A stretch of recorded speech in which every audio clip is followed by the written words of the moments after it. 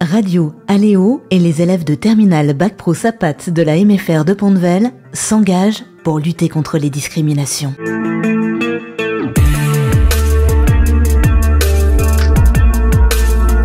Aujourd'hui, nous recevons Corinne Sapinet. Alors qu'elle a 20 ans, elle subit un terrible accident de moto qui lui a laissé de lourdes séquelles à la jambe. Elle a accepté de répondre à nos questions pour nous transmettre son vécu et son ressenti face à cette épreuve.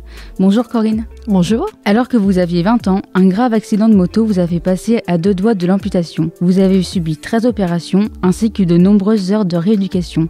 Comment avez-vous trouvé le courage et la détermination de vous battre ? Alors, le trouvage, je ne l'ai pas trouvé tout de suite. Il m'a fallu une dizaine d'années pour ressortir de ce drame parce que j'ai été de longues années dans les soins, dans les hôpitaux, en centre de rééducation.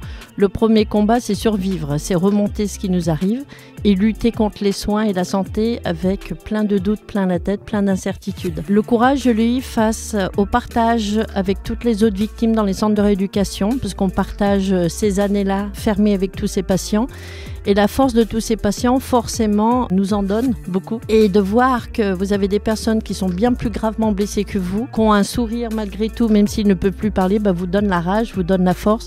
Et ensemble, en fait, on lutte pour rebondir et faire face au drame qui nous a vus. Donc, c'est simplement le partage des souffrances qui ont fait ma force aujourd'hui. Votre accident est survenu alors que vous étiez jeune. Avez-vous eu le sentiment que votre vie s'est éteinte le jour de votre accident ? Ma vie s'est arrêtée, je dirais, ce jour-là, pour laisser place à une seconde vie. Cette seconde vie, elle est difficile à trouver, car vos passions, vos rêves, vos activités se sont arrêtées pour moi le 5 septembre 1991.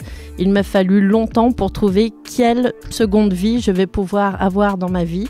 Je ne suis plus la Corinne d'avant, je suis la Corinne d'après ce drame et comment se reconstruire. Vous êtes restée un long moment à l'hôpital. Votre entourage vous a-t-il soutenu ? Très peu. Alors c'est un parcours compliqué, comme j'ai entendu tout à l'heure, juste avant le témoignage. La famille n'est pas forcément celle qu'on a tous, elle n'est pas forcément aidante. Moi personnellement, elle n'a pas été très aidante, donc c'était un parcours compliqué pour pouvoir se reconstruire. Sans le soutien affectif de l'entourage, il est difficile. On va mettre plus de temps pour se reconstruire. Moi, j'ai été très isolée de nombreux séjours. J'ai subi 13 interventions chirurgicales. J'ai eu 3 années consécutives après l'accident dans les hôpitaux avec de nombreuses opérations où les week-ends, vous les passez seuls parce que très peu de visites. Les Noëls, vous les passez seuls. Les réveillons, vous les passez seuls. Vous restez fermés dans les hôpitaux, tout simplement. Les gens reprennent leurs occupations. Les gens ne se sentent pas concernés. Le fait que vous êtes à l'hôpital, qu'est-ce qu'on va dire ? Elle est prise en charge. Mais l'affectif est très important dans la reconstruction. Donc je dirais que je suis très très peu encore aujourd'hui soutenue. Suite à vos nombreuses opérations, vous avez de nombreuses cicatrices sur votre genou. Aujourd'hui, arrivez-vous à porter des jupes shorts en rue ? Pas du tout. J'étais très minette avant cet accident. J'ai jamais remis de short, de jupe. Ma jambe est du tibia jusqu'à la hanche. J'ai des cicatrices. J'ai une perte de substance musculaire qui me laisse un énorme trou au niveau de la jambe. Et esthétiquement, j'ai jamais fait face à l'extérieur de me montrer comme ça. Je cache en permanence. Aujourd'hui, arrivez-vous à tirer du positif de votre expérience ? Très clairement, le positif, c'était mon engagement. Ça fait 20 ans que j'occupe le terrain, moi que je sensibilise des milliers de personnes, on va dire ça comme ça. Et c'est très clair que mon expérience, je la partage de manière que ça n'arrive pas aux autres. C'est plus que positif, c'est même tout ce qu'il y a de plus positif dans une vie, je trouve. Donner, partager nos souffrances pour que ça permette aux personnes de ne pas commettre l'irréparable, c'était une très belle réussite. Cela a pris combien de temps afin d'avoir un nouveau point de vue ? Une dizaine d'années, mais parce que j'ai eu beaucoup d'opérations en plusieurs années.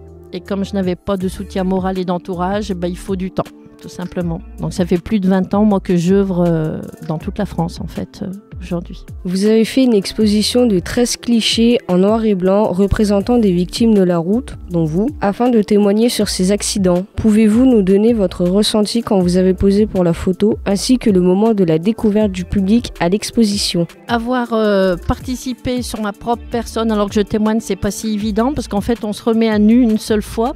Mais moi j'ai fait le choix de retourner en centre de rééducation parce que c'est toute ma vie la rééducation. 30 ans après je suis encore en rééducation, 3 fois par semaine. Ça m'a rappelé des moments parce que j'ai choisi les barres parallèles qui nous permettent de se rééquilibrer et d'être debout.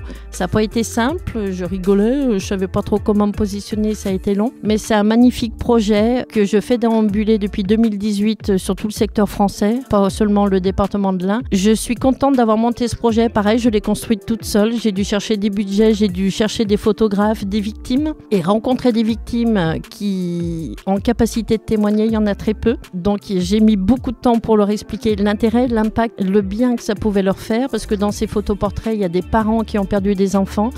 Et ça fait revivre un petit peu l'enfant qui a été arraché de la vie par des chauffards fous.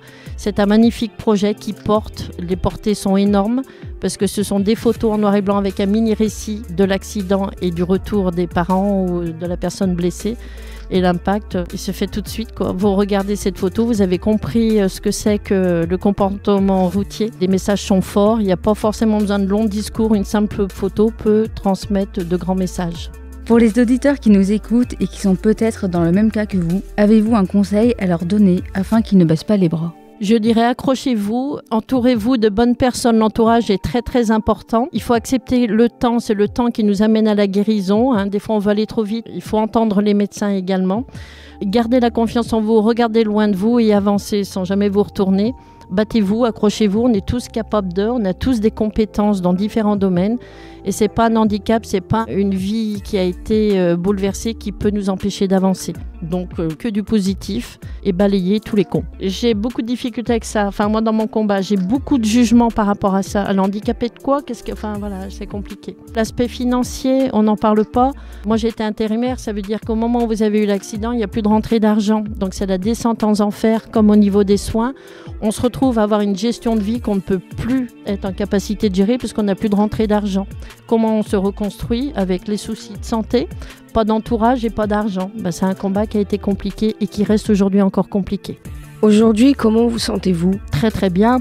La preuve, je suis là avec vous, je partage un super moment et ça c'est des choses positives. Partager nos expériences, mais je trouve que c'est la plus belle des richesses pour nous tous qui sommes ici. Et vraiment, on croit en vous. Moi, je crois énormément en jeunes et votre projet est super, super joli. Et je pense que si on peut faire évoluer les mentalités, c'est grâce à vous. Donc, je suis très, très heureuse d'être ici. Eh bien, merci Corinne d'avoir répondu à toutes nos questions. Vous pouvez retrouver Corinne Sapinet sur les réseaux sociaux. Il faut chercher insécurité et prévention. Merci.